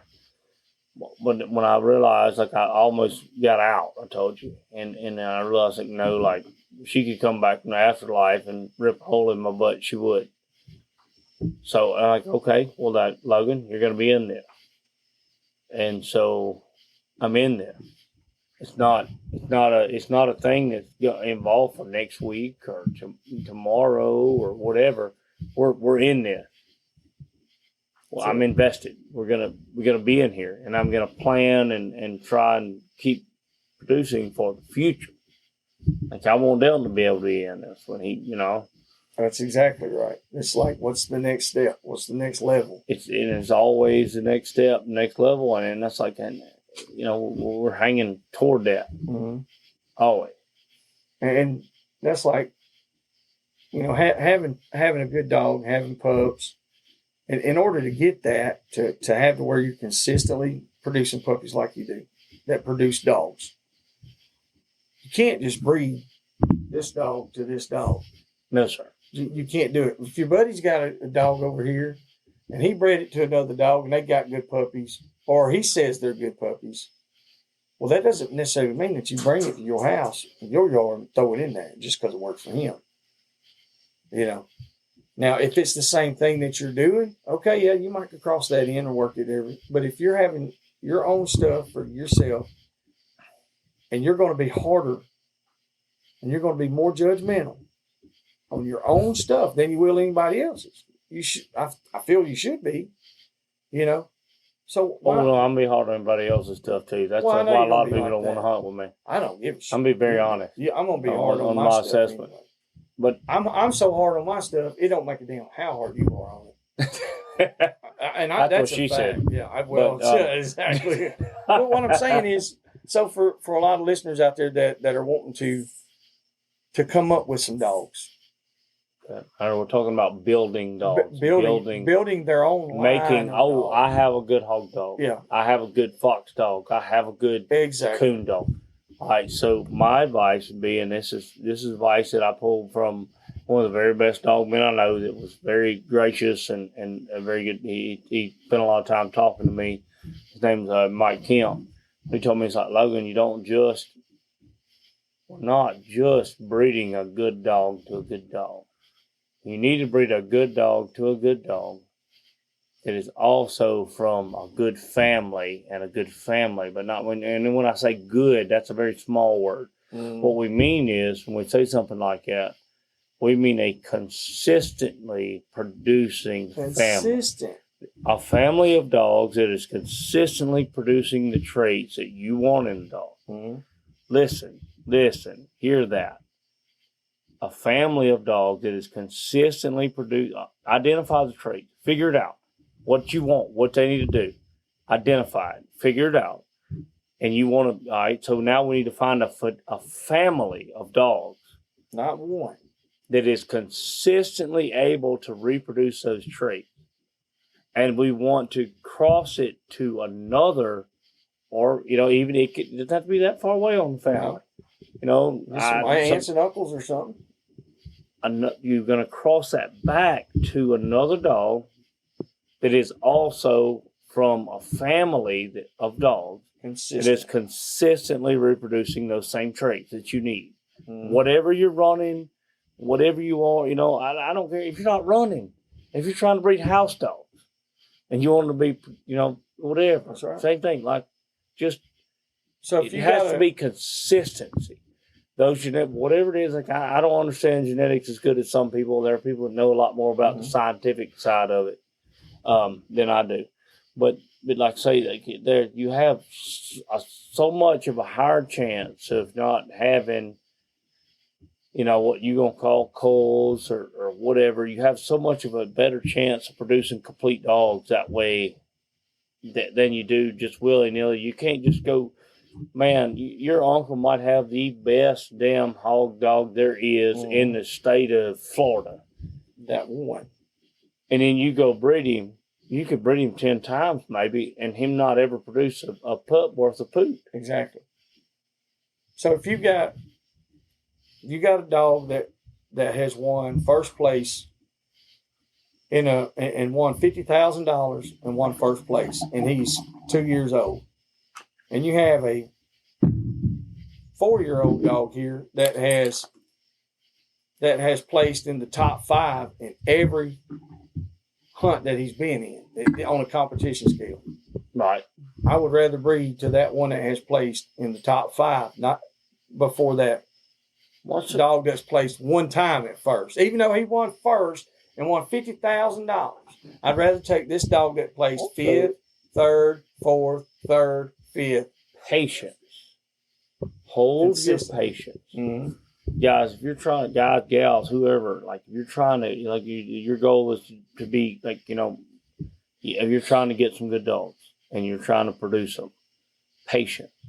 Stop, watch, wait, listen. Don't be scared to skip a heat. There are dogs out there, even so I have a lot of luxury where I'm at. I've invested in a lot of people. I have a lot of good friends from all over the country. And I have the ability to not only choose consistently producing families, but if I want to breed to one of my dogs, or if I want to breed one of my dogs to something, not only are we going to produce, but we're also going to pick out a specific dog that already has multiple breedings of offspring that are going at a high level. So, the amount of patience it takes to have that, like you have to wait. Like you can't say, "Oh my God, I want to breed because so bad." Huzzy and Crawdad, they're all him. I want to breed to, and we held back on that. I told him I wanted to drive 800 miles to breed to that dog. He, bear killed him this year, whatever, and I did twice. But when I waited until the dog had been crossed twice, and probably 60 to 75% of the litters that came off of him were doing the thing. They were going. So that's what I'm. Like it takes hard. It takes hard. It takes a while. Patience. If you're going to produce dogs, you have to have it. Like, especially if you want to produce to a high level, like it's just not like there are ways. Like I say, I've talked to you about it. There's people that's like, talking about cool hard, blah blah blah. No. Breed better. breed better. There you go. And there's a lot of people who don't want to swallow that pill. No, I like and that. And you can breed better, but still, you can breed better and still occasionally produce the coal. It's gonna, Yeah. But there's no reason like it. So typically, somebody that's bragging about culling hard is not someone I have going to entertain a conversation with. I hate the whole thing about it. I hate everything about it. But like not breed better is what I would say. Like I'm telling you, like you can amplify your chances of having a dog that's going to be a real game chasing, going, running all day type. If you not only chase the families, but then wait until you have the opportunity to have not just the family, because certain dogs and certain mama dogs, certain male dogs reproduce their traits way better than anything else in their bloodline. And that's how we collectively make all these dogs better. Mm-hmm. We're gonna chase greatness. Why not? The process. It's a process. Why not? That's what it comes down to. Why would we want to breed it? I've said it, I don't know how many times when me and Rodney first started hunting together, you say, it's a process. I don't give a fuck what it is. It's a process. It follow the same thing, follow your guidelines, like you said, get your format, get what you want. Say, I want these dogs this way, with these traits, with these characteristics. And I got to find the right places to get them from. That way I can get them and I can recreate. Well, we're not chasing unicorns either. Like I said, we don't want it. I don't want a unicorn. I want a whole pack of fucking stallions. I want the baddest son of a bitch out there. Stallions. I want them fox. I want a dog you can turn loose and say, well, he's never been here before, but he goes to it. He didn't just go to it. He stood in there for a while and performed exactly like the dogs that were used to all that. Yeah. But now I didn't set him up for success either. He wasn't in top shape. He wasn't tuned up, ready to go, and all that. I'm glad you didn't. I mean, he might have made me look bad. Hey, look, he might be down here in Campbell country. I already told you to leave him here. Yeah. Put him out there and let him run. So. Which one of my port trails you want to tie him to? There you go. And that's what you want out of life, because like where he came from is consistency. That's where it's from. It came out of consistency. It ain't just something that happened, a one-off deal. Right. The place it came from is where this is a common deal. That's what's been produced, and it's taken a lot of years to get to that point. And we don't know how he would bathe. Like we don't know how he bathed. No. Like I said, he might go in there and try to snatch hair off of it. You don't ever know. So. But it was a good time to see that anyway. Worked out all right. I thought so. So, but like so I said, which one of my chain spots you gonna leave him on? Put him on it. Put him on it. He'll be down here running through briars. I don't know if he liked the briars that much or not, but he didn't seem to mind them. No, he didn't. His whole head was skin up. I can promise you that. So. Old buddy's head was sore. Yeah, he was walking a little slow when we went down there and got him. He came to us no problem. He said, and he kept trying to take a step further, and he's like, muscles were like tense. He's like, yeah, he's like, oh shit, I get it, buddy. oh shit, I'm tired. Oh shit, I'm tired. Nate, after the last 3 days, whose head isn't sore? Yeah, exactly. Fair enough. That box down the least of the story is around here. I think what I'll do is we're going to do another part of this. And it might be a phone call or whatever, or I might just have to ride back down here. And I'm gonna come up with some topics or some questions. I never do this, but I'm gonna do that and give you some time to stew over. And I want to have some that I know you won't agree with. Oh, that's, you know what I'm saying? So that way we don't have to agree on everything. Exactly, that's what I'm saying. And I might not agree with them either, but that doesn't matter. I'm just saying these will be some topics that we have, so we can debate back and forth and show people how we can do it, because there's a lot of shit we don't agree on. But before we get off, like all the way off, they're either trying to kick off that Houndsman Alliance or Nationwide or whatever. Oh yeah. Boy, I wish that would work out. I hope it does. I wish it would. They've tried it a couple times, and you've had some guys that just were trying to sell T-shirt money or whatever. Yeah. And well, that's I hope this could Maybe be different for us. I would really like to see that take off. The Jones is doing that, right? TL. Well, he had something. he didn't. I think he had shared a post, but Is that what I yeah, didn't know? I'd seen it. Tracy said something about he just helped like kind of promote it a little Well, bit. I know it's going to take much more than just one or two people, no doubt. I mean, it's a national. That's another guy Yeah. you guys to talk to. Like I don't know if you've had him on Dixie Doggers We're podcast or talking not, with Ben. but if you could get Ben's cool talk, but you get TL like he's a talker. Like Yeah. he helped build like Ben's a hunter and a doer. That's his boy. Mm-hmm. He's good people. Like he's tough, hard nosed houndsman. One of the best young guys out there I know. As far as being able to do We the had him dog scheduled thing. up. But And what was it? This past week this past or something? But he Wednesday. was in Sweden. I like the he's just crossed the pond a bit. Yeah, But just jumped over there and turned One it loose. of the cool things one of the things I like to quote Tracy on is they would ask him. I heard him, he had a video or whatever. People asked him about like what when he was going to breed dogs because they've had the Houston Valley plots. That's their Mhm. family thing for a long time. His dad had them and whatever, and those real jam up dogs come out there. Like I said, some of those dogs have chased a gray ghost before. Away from them too, but that ain't no knock on them. I mean, Yeah, whatever. But so one of the things he said that I really enjoyed this quote. Asked him how when you gonna breed a dog, what do you look for? Do you look for this? Do you look for that? Do you look for whatever? And he's like, well, do you have a watch? Okay, now in this day and age, nobody wears a watch, but some of us older folks will appreciate this. Do you have a watch? What do you want your watch to do? That's right. What do you want it to do? Mm-hmm. Tell Time. time. That's it. When you look at reproducing the dogs, what do you want to do? Catch game. Mm-hmm. There are a lot of bells and whistles and a lot of different things that you could put on, you could do to a watch. Oh yeah, you can have a But if $500,000 watch. If or you it can have don't, a $5 watch. if it don't tell It time, ain't worth the shit. what's that watch good for? Nothing.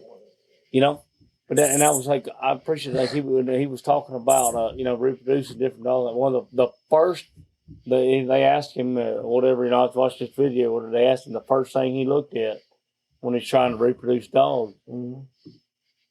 I said, That makes a lot of first sense. thing to look out, does it catch and produce game consistently? Yeah. Like does your watch tell time?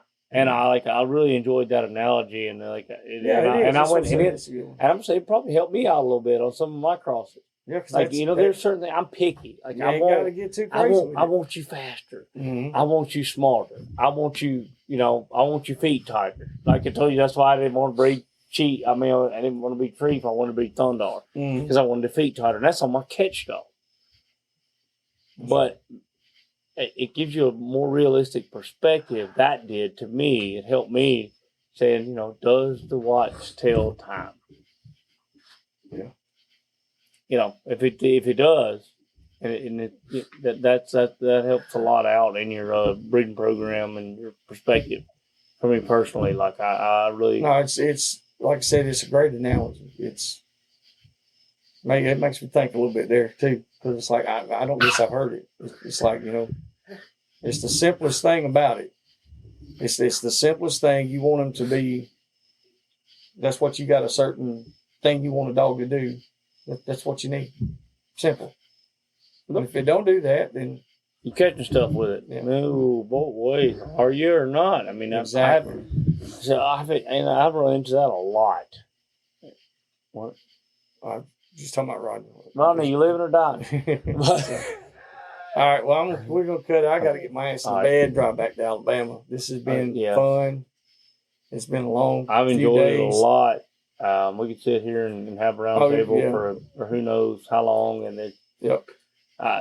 somebody like me and Joey, and there's like we could sit here literally and talk about dogs and hunting. Oh yeah. For, 'Cause if you sit here and think for a few minutes about, well, what about this question? we You could ask spend this.